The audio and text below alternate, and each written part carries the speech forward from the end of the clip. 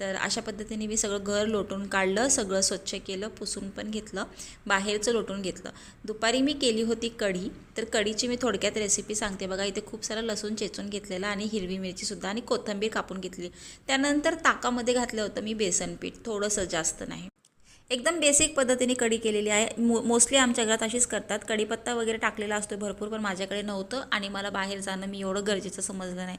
तर एकदम बेसिक फोडणीतून छानपैकी कढी केली मी. हिंग टाकलेलं तेलामध्ये, जिरा टाकलेला, बाकी जे वाटण तयार करून घेतलं होतं, लसूण आणि हिरव्या मिरचीचा ठेचा.